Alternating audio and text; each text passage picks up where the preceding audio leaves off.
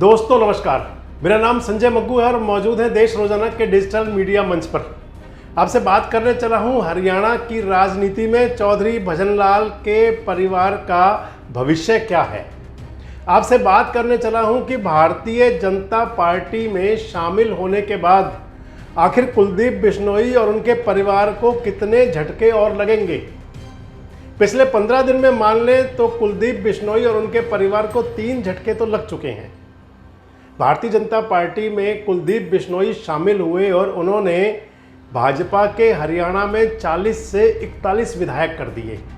Bharatiya Janata party में कुलदीप बिश्नोई शामिल हुए, राजस्थान के सह प्रभारी बने और बिश्नोई बाहुल्य सीटों पर भारतीय जनता पार्टी का भगवा लहरा दिया, यानी कि वहां पर भी भाजपा को फायदा हुआ। राजस्थान वो स्टेट जहां पर कि अभी हाल ही में जो पिछले साल चुनाव हुआ था 2023 के आखिर में, जिसमें कि भारतीय जनता पार्टी को सीटों के मामले में तो बड़ी जीत मिली, लेकिन जो वोट डिफरेंस था लगभग 1% का था और उस लिहाज से माने तो कुलदीप बिश्नोई भारतीय जनता पार्टी के लिए काफ़ी मुफीद साबित हुए। लेकिन बड़ी बात यह कि आखिर भारतीय जनता पार्टी कुलदीप बिश्नोई को झटके पर झटके दे क्यों रही है। और जो मैंने आपसे कहा कि कितने झटके, और तो पहले आपसे जिक्र कर लूं कि पिछले 15-20 दिन में जो कुलदीप बिश्नोई और उनके परिवार को झटके लगे, तो सबसे बड़ा झटका तो आप ये मान लें कि हरियाणा में जो नायब सिंह मुख्यमंत्री बने, नायब सिंह सैनी, मनोहर लाल के हटने के बाद में, और नायब सिंह सैनी की वजारत में जो वजीर हैं वो पूरे हो गए, 14 मंत्री पूरे हो चुके हैं। एक झटका, सबसे बड़ा झटका तो बिश्नोई परिवार के लिए वे हुआ कि भव्य बिश्नोई मंत्री नहीं बने। अब आप कहेंगे झटका क्यों हुआ? क्योंकि जब उम्मीदें बड़ी हो जाती हैं तो और उम्मीदों पर अगर कुठाराघात होता है तो फिर वो बड़ा झटका माना जाता है।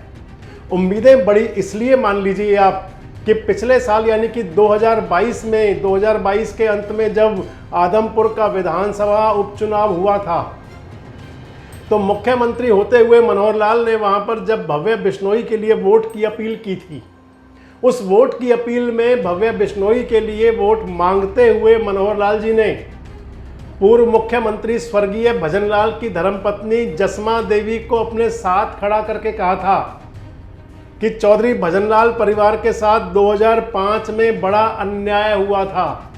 अन्याय, चौधरी भजनलाल की कुर्सी छीन ली गई थी, ये कहा मुख्यमंत्री मनोहर लाल ने उस समय पर।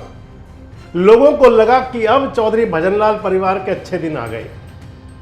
जो सत्ता के अंदर भागीदारी 2005 से खत्म हो गई थी, लोगों को लगा कि लगभग 2 दशक बाद वो समय नजदीक आ गया है। लोगों को लगा कि अब कुलदीप बिश्नोई परिवार, चौधरी भजनलाल के राजनीतिक वारिसों के राजनीति में अच्छे दिन आ गए। भव्य बिश्नोई 15,000 से ज्यादा वोटों से चुनाव जीत गए। आंखें पथरा गई उनकी कि वो मनोहर लाल सरकार में वजीर होंगे, क्योंकि वहां पर सीट भी वैकेंट थी। लोगों को लगता था कि जिस प्रकार अमित भाई शाह ने और जेपी नड्डा ने और मनोहर लाल जी ने कुलदीप बिश्नोई का खैर मकदम किया था, तो उम्मीद लोगों को लगती थी कि बहुत जल्दी भव्य बिश्नोई मंत्री बन जाएंगे। लेकिन मैंने कहा कि आंखें पथरा गई, वो बात, वो समय, वो घड़ी नज़दीक नहीं आई।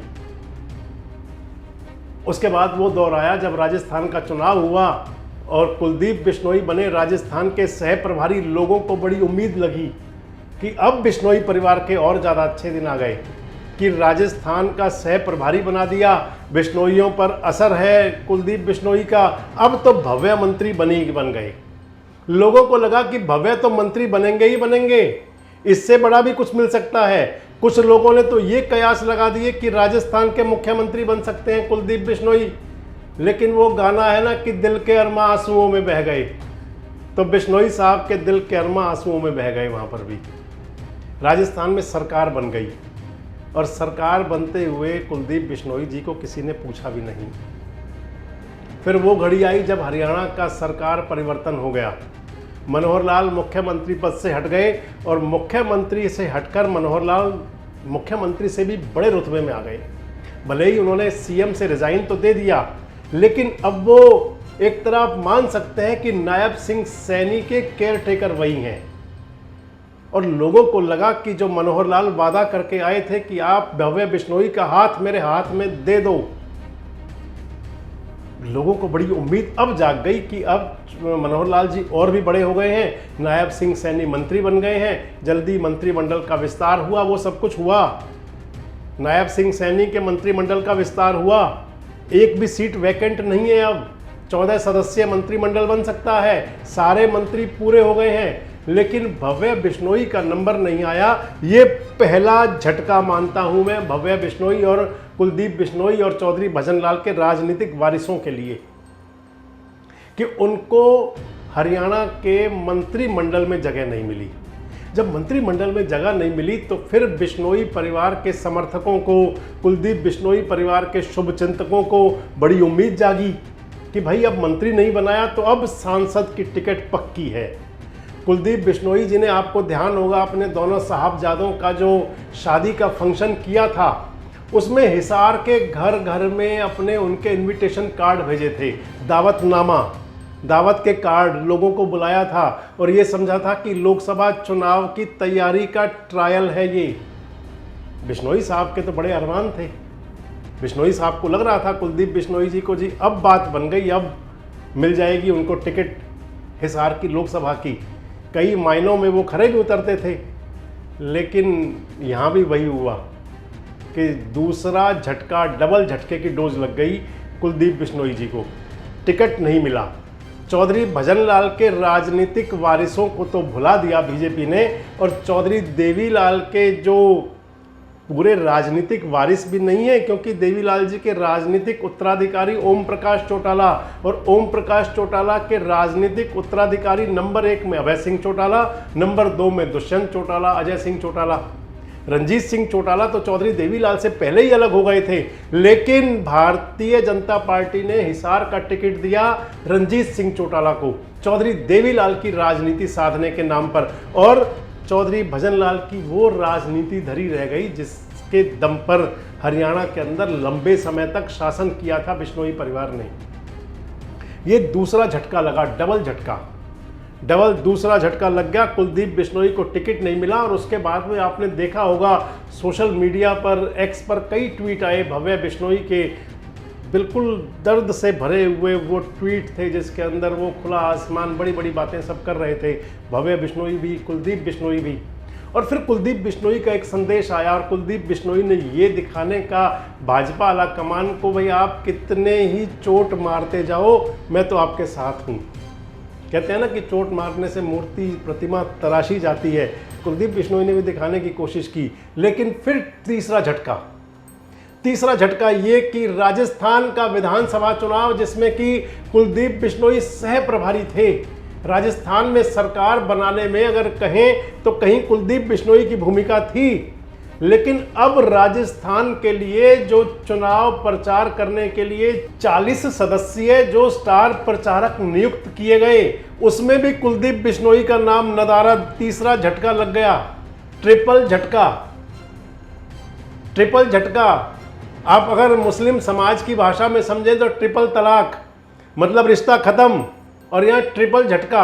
इस ट्रिपल झटके का क्या होगा, कितना असर जाएगा? कुलदीप बिश्नोई को मार दिया तीसरा झटका।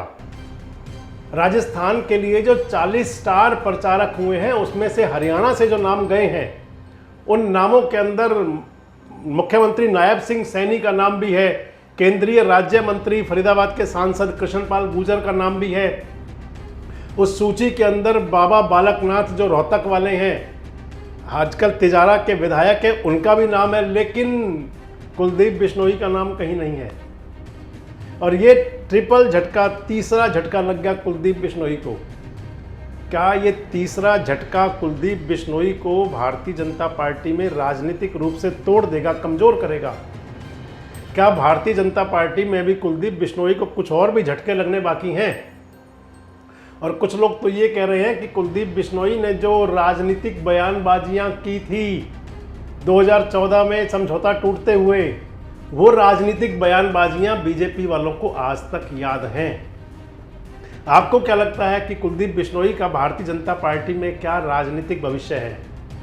आपको क्या लगता है कि भारतीय जनता पार्टी की राजनीति में कुलदीप बिश्नोई के लिए और कौन से कोई अच्छे दिन आ सकते हैं आगे? और आपको क्या लगता है कि क्या कुलदीप बिश्नोई कोई अब की बार भी खता खा गए जो उन्होंने कांग्रेस छोड़कर भाजपा में शामिल हुए थे? कमेंट्स बॉक्स में अपनी प्रतिक्रिया जरूर दें और इस प्रकार के वीडियोस अपडेट्स के लिए हमारे साथ जुड़े रहें, देखते रहें देश रोजाना। हमारे साथ जुड़े रहने के लिए देखते रहिए देश रोजाना का यूट्यूब चैनल सब्सक्राइब कीजिए। साथ ही देश रोजाना की खबरें सबसे पहले देखने के लिए प्रेस कीजिए बेल आइकन।